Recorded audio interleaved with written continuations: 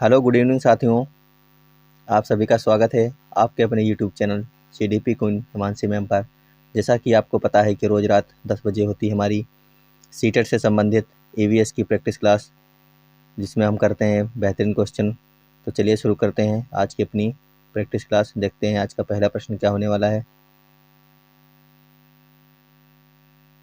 आज का पहला प्रश्न, यहाँ से पहले के जो 7 क्वेश्चन है वो कल की क्लास में हो चुके थे। आज 8 नंबर से शुरू कर रहे हैं। तो देखते हैं, पहला क्वेश्चन है ये।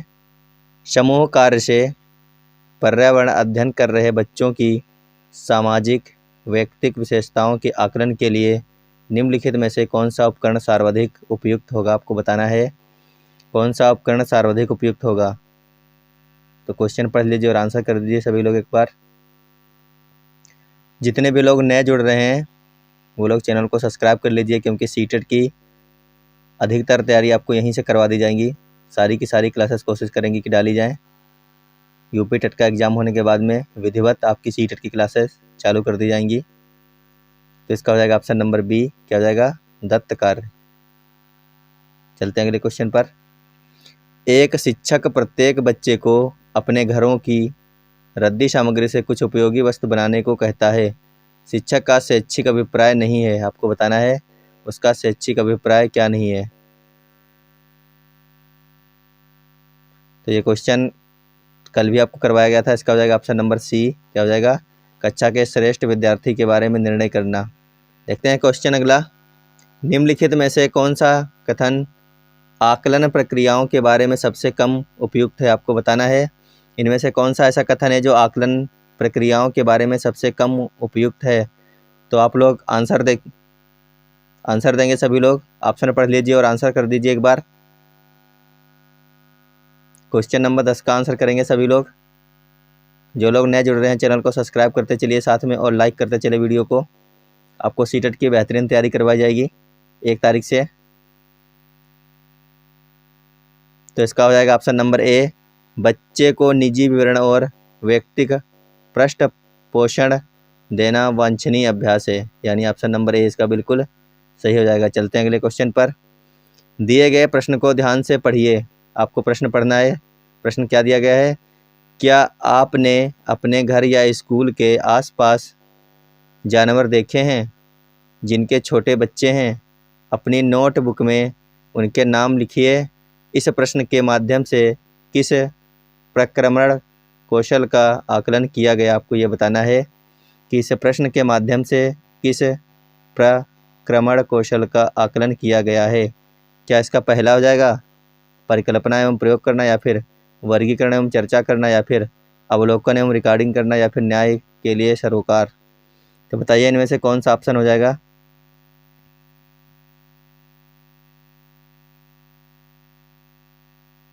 तो इसका हो जाएगा ऑप्शन नंबर डी, क्या हो जाएगा, न्याय के लिए सरोकार। चलते हैं अगले क्वेश्चन पर।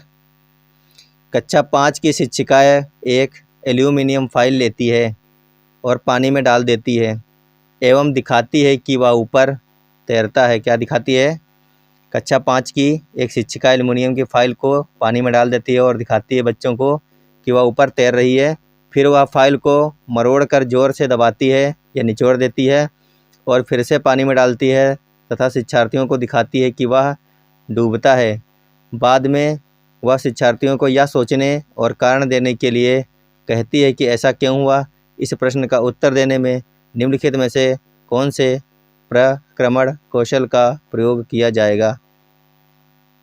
पहला ऑप्शन है परिकल्पना, दूसरा है वर्गीकरण, तीसरा है अवलोकन, चौथा है मापन। तो आपको बताना है इनमें से किसका प्रयोग किया जाएगा। क्वेश्चन नंबर 12 का आंसर करेंगे सभी लोग। तो इसमें किया गया है अवलोकन। किसका किया गया है, अवलोकन कौशल का प्रयोग किया गया है। आगे चलते हैं।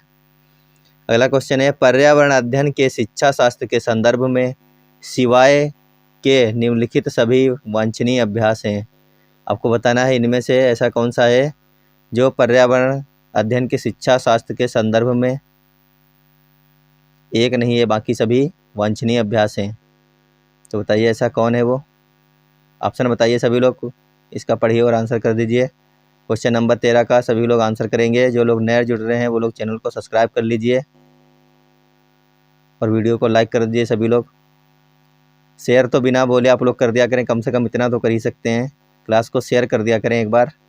तो इसका हो जाएगा ऑप्शन नंबर सी, क्या हो जाएगा, वास्तविक अवलोकन के स्थान पर पाठ्य पुस्तकीय ज्ञान की श्रेष्ठता को स्वीकार करने, इसको छोड़कर बाकी सभी के सभी क्या हैं, पर्यावरण अध्ययन के शिक्षा शास्त्र के संदर्भ में सही हैं। तो इसका ऑप्शन नंबर सी हो जाएगा, क्या हो जाएगा, ऑप्शन नंबर सी। आगे चलते हैं। पर्यावरण अध्ययन में बच्चे शिल्पकला और चित्रकला को समूह में सीखना विशेष रूप से पसंद करते हैं, क्यों पसंद करते हैं आपको ये बताना है। पर्यावरण अध्ययन में बच्चे शिल्पकला और चित्रकला को समूह में सीखना ज़्यादा पसंद करते हैं, इसका कारण क्या होगा आपको ये बताना है। तो आप लोग ऑप्शन देखिए और आंसर कर दीजिए, उसका कारण क्या है कि समूह में सीखना ज़्यादा पसंद करते हैं बच्चे चित्रकला और शिल्पकला को। आंसर कर दीजिए सभी लोग एक बार। आपको इनमें से कौन कौन से ऑप्शन सही लग रहे हैं, इसका कारण क्या हो सकता है। तो इसका हो जाएगा ऑप्शन नंबर सी, यानी पहला, दूसरा और तीसरा, ये तीनों इसके सही कारण हैं। देखते हैं अगला क्वेश्चन। प्रयोग करना आकलन का एक संकेतक है। क्या बोल रहा है कि प्रयोग करना क्या होता है, आकलन का एक संकेतक होता है। निम्नलिखित में से कौन सा एक प्रयोग करने संबंधी संकेतक का आकलन करने का सबसे उपयुक्त तरीका है। तो आपको आंसर करना है इनमें से कौन सा हो जाएगा संकेतक का आकलन करने का सबसे उपयुक्त तरीका। क्वेश्चन नंबर 15 का आंसर करेंगे। तो इसका हो जाएगा ऑप्शन नंबर डी, हस्तपरक गतिविधि। क्या हो जाएगा, हस्तपरक गतिविधि, इसका बिल्कुल सही आंसर है। अगला क्वेश्चन देखते हैं। पर्यावरण अध्ययन में विशेष वस्तु आधारित उपागम को अपनाने के समर्थन में निम्नलिखित में से कौन सा तर्क सबसे अधिक सशक्त है। क्या बोल रहा है कि पर्यावरण अध्ययन में जो विषय वस्तु होती है, फिर जो थीम होती है, उस पर आधारित उपागम को अपनाने के समर्थन में इनमें से कौन सा तर्क सबसे ज़्यादा अधिक सशक्त रहेगा। तो आप लोग ऑप्शन देख लीजिए और आंसर कर दीजिए एक बार। आप लोगों ने अभी तक क्लास को शेयर नहीं किया है साथियों, कर दीजिए एक बार, शेयर कर दीजिए।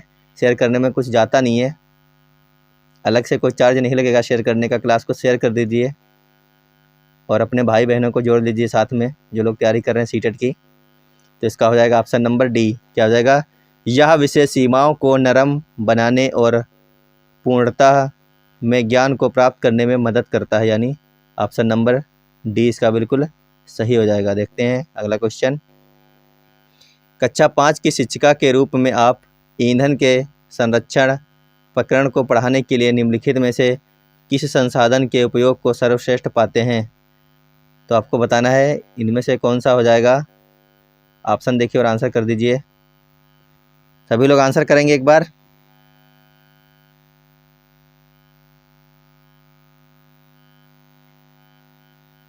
आंसर करिए सभी लोग। तो इसका हो जाएगा ऑप्शन नंबर सी, क्या हो जाएगा, समाचार पत्र। चलते हैं अगले क्वेश्चन पर। अगला क्वेश्चन है, कक्षा 4 की एक शिक्षिका शिक्षार्थियों से कहती है कि वे अपने कार्य पत्रक, अवलोकन, रिपोर्ट और सत्र में एकत्रित की गई सामग्री को एक फोल्डर में डाल दें। इन फोल्डरों को उसके बाद एक खाली जगह कहा जाता है। क्या कहा जाता है उन फोल्डरों को जिसमें शिक्षिका ने कहा है कि आप अपने सभी सामग्री को इस फोल्डर में डाल दें। तो बताइए उस फोल्डर को क्या कहा जाता है। एक बार आंसर कर दें सभी लोग इसका। क्वेश्चन नंबर 18 का हो जाएगा ऑप्शन नंबर ए, इसको कहते हैं पोर्टफोलियो। क्या कहते हैं, पोर्टफोलियो। आगे देख, अगला क्वेश्चन है, प्राथमिक स्तर के शिक्षार्थियों में मानचित्र बनाने और समझने के लिए निम्नलिखित में से किन कौशल या कौशलों के विकास की आवश्यकता है। तो आपको बताना है कि प्राथमिक स्तर के शिक्षार्थियों में मानचित्र बनाने और समझने के लिए निम्नलिखित में से किन कौशल या कौशलों के विकास की आवश्यकता पड़ती है। ऑप्शन देखिए और आंसर करिए आप लोग। क्वेश्चन नंबर 19 का सभी लोग आंसर करेंगे एक बार। सारे के सारे question previous year practice set पर आधारित हैं। नया पैटर्न आपको 1 तारीख से करवाया जाएगा। आप लोग बने रहिए और आपकी सभी क्लासेस 1 तारीख से शुरू कर दी जाएंगी। सीटेट फर्स्ट पेपर और सेकंड पेपर भी साथ में शुरू किया जा रहा है 1 तारीख से। तो इसका हो जाएगा ऑप्शन नंबर बी। क्या हो जाएगा? ए बी और सी, ये सारे के सारे कौशल के विकास की आवश्यकता में आते हैं, ए, बी और सी। चलते हैं अगले क्वेश्चन पर। प्राथमिक स्तर पर मानचित्रांकन सिखाने से शिक्षार्थियों में निम्नलिखित में से किस कौशल को बढ़ावा मिलता है? आपको बताना है प्राथमिक स्तर पर मानचित्रांकन सिखाने से शिक्षार्थियों में निम्नलिखित में से किस कौशल को बढ़ावा मिलता है? क्वेश्चन नंबर 20 का आंसर करेंगे सभी लोग। एक बार सभी लोग आंसर कर दीजिए। साथियों, जो लोग नए जुड़ रहे हैं चैनल को सब्सक्राइब करते चलिए साथ में, और वीडियो को लाइक करते चलिए, और अपने साथी लोगों को जोड़ते रहिए इस चैनल के साथ में, क्योंकि आपकी बेहतरीन तैयारी करवाई जा रही है यहाँ पर। तो इसका हो जाएगा ऑप्शन नंबर, क्या हो जाएगा? डी। सापेक्ष स्थिति और दिशा बोध की जानकारी यहाँ पर जो है इस कौशल को बढ़ावा मिलता है। आगे चलते हैं। अगला क्वेश्चन है, कक्षा 3 के शिक्षार्थियों को हमारे दोस्त पक्षी प्रकरण पढ़ाते समय नलिनी नीचे दी गई पद्धति का प्रयोग करती है। आपको बताना है। देखिए, पक्षियों पर आधारित वृत्त चित्र दिखाना। दूसरा है विभिन्न पक्षियों की तस्वीरों वाले चार्ट का प्रयोग करना और संक्षेप में उनका वर्णन करना। उसके बाद है शिक्षार्थियों को नज़दीक के पार्क में ले जाना और उनसे पक्षियों को ध्यान से देखने के लिए कहना। अब यहाँ पे पूछा क्या गया है? नलिनी किस प्रयोजन के लिए सीखने के विभिन्न उपागमों का प्रयोग कर रही है? आपको बताना है ये जो लड़की है नलिनी किस प्रयोजन के लिए सीखने के विभिन्न उपागमों का प्रयोग कर रही है। तो सभी लोग आंसर करेंगे एक बार इसका। अगर आपको दिक्कत हो रही देखने में तो थोड़ा इसको बड़ा कर दे रहे हैं, तो आप लोग आंसर करिए इसका। सभी लोग आंसर करेंगे इसका। एक बार आंसर कर दीजिए। ऑप्शन देखिए और आंसर करिए। बताइए क्या हो जाएगा इसका। पढ़ लिए होंगे आप लोग, तो आंसर करेंगे इसका कौन सा सही हो जाएगा, बताइए सभी लोग। तो इसका हो जाएगा ऑप्शन नंबर ए। क्या हो जाएगा? बहुबुद्धि वाले शिक्षार्थियों को विभिन्न आवश्यकताओं को पूरा कराना या पूरा करना, ये इसका बिल्कुल सही आंसर है, ऑप्शन नंबर ए। आगे चलते हैं। वृक्ष संरक्षण की अवधारणा के बारे में शिक्षार्थियों को संवेदनशील बनाने के लिए गुंजन निम्नलिखित क्रियाकलापों का आयोजन करती है। क्या कर रही है गुंजन? देखते हैं। पहला है प्रत्येक शिक्षार्थी को इस बात के लिए प्रोत्साहित करना कि वे एक एक वृक्ष को अपनाएं और उसकी देखभाल करें। दूसरा है वन संरक्षण पर वाद विवाद प्रतियोगिता का आयोजन करना। उसके बाद है तीसरा है वृक्षों पर आधारित पोस्ट निर्माण संबंधी प्रतियोगिताओं का आयोजन करना। उसके बाद चौथा है शिक्षार्थियों को कटी लकड़ियों के भंडार दिखाना। वांछित उद्देश्य को प्राप्त करने में ऊपर दी गई गतिविधियों में से कौन सी सबसे कम प्रभावी होगी? तो आप बताइए, ये जो ऊपर 4 प्रकार की गतिविधियां दी गई हैं इनमें से सबसे कम प्रभावी कौन सी होगी? 22 का सभी लोग आंसर करेंगे।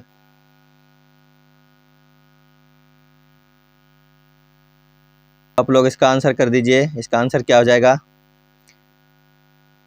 तो इसका आंसर क्या हो जाएगा साथियों? इसका आंसर हो जाएगा ऑप्शन नंबर सी, यानी कि शिक्षार्थियों को कटी लकड़ियों के भंडार दिखाना सबसे कम प्रभावी कारण होने वाला है। शिक्षार्थियों को कटी लकड़ियां दिखाने का कोई मतलब नहीं है, तो इसका ये हो जाएगा। चलते हैं अगले क्वेश्चन पर।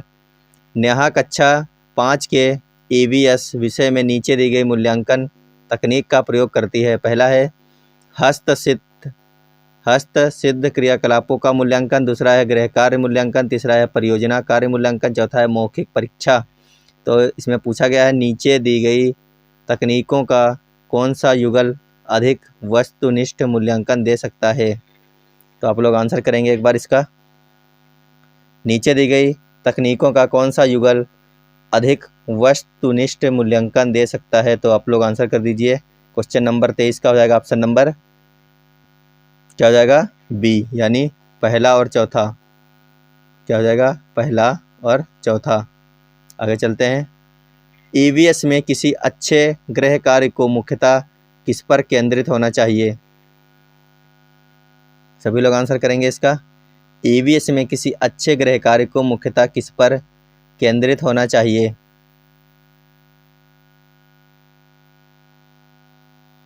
तो इसका हो जाएगा ऑप्शन नंबर सी, विस्तारित अधिगम के लिए चुनौतियां और उत्तेजना। ये इसका बिल्कुल सही आंसर है।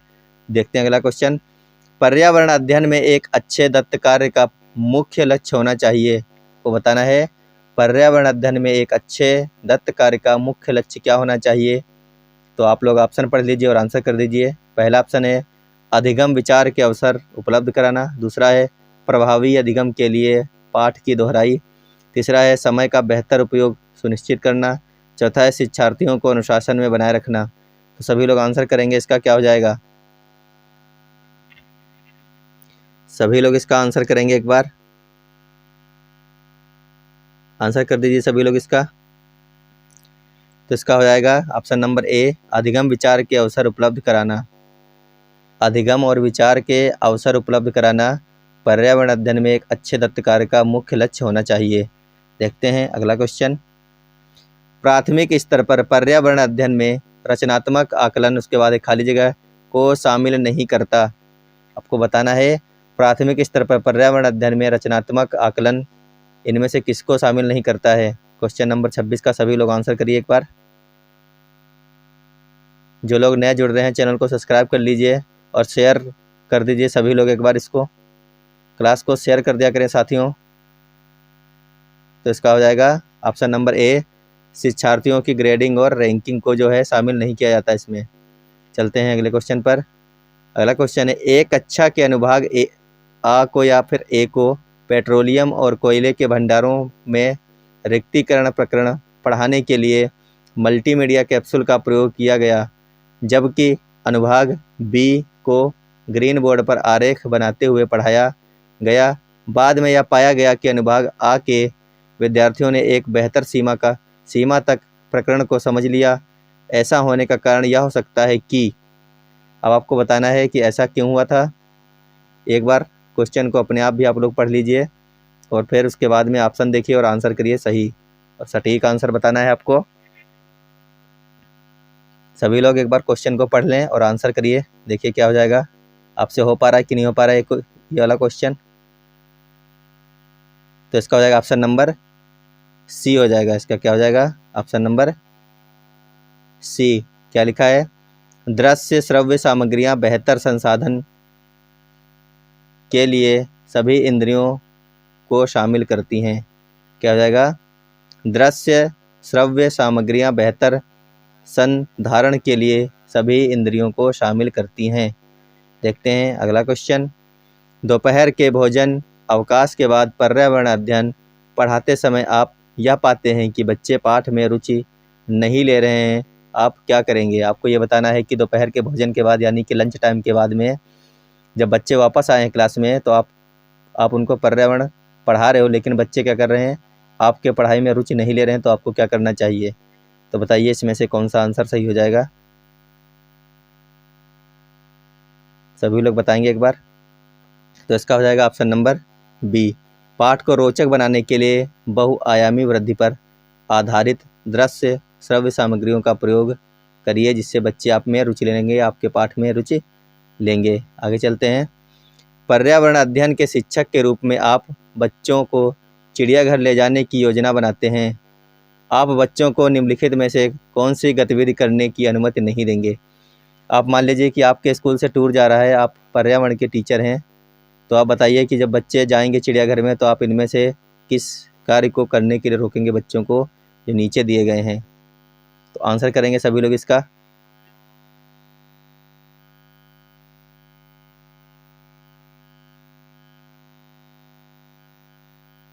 तो इसका हो जाएगा ऑप्शन नंबर डी, आप चिड़ियाघर के जानवरों के लिए बहुत सारी खाने की सामग्री ले जाने के लिए बच्चों को क्या कर देंगे? मना कर देंगे। ऑप्शन नंबर डी इसका बिल्कुल सही हो जाएगा। देखते हैं अगला क्वेश्चन। मानचित्र पढ़ने के लिए आवश्यक कौशल में शामिल है। मानचित्र पढ़ने के लिए आवश्यक कौशल में इनमें से कौन सा शामिल है? सभी लोग इसका आंसर करेंगे। इसका हो जाएगा ऑप्शन नंबर ए। क्या हो जाएगा? स्थान, दूरी और दिशाओं की सापेक्ष स्थिति को समझने की योग्यता। तो ये इसका बिल्कुल सही है, आंसर है ऑप्शन नंबर ए। तो दोस्तों आप लोग कमेंट बॉक्स में बताना आज की हमारी क्लास आपको कैसी लगी, और नियमित और बेहतरीन तैयारी के लिए आप हमारे साथ जुड़े रहिए। 1 तारीख से आपकी सारी की सारी क्लासेस स्टार्ट कर दी जाएंगी। पेपर फर्स्ट और सेकंड दोनों पेपर की क्लासेस चालू कर दी जाएंगी 1 तारीख से। जब तक आप हमारा सहयोग करते रहिए और अपने साथी मित्रों को हमारे चैनल के साथ जोड़ते रहिए। सभी लोग एक बार वीडियो को शेयर कर देंगे और लाइक कर लेंगे और सब्सक्राइब कर लेंगे चैनल को, जो लोग नए जुड़े हैं। वीडियो देखने के लिए धन्यवाद। Bye bye, good night.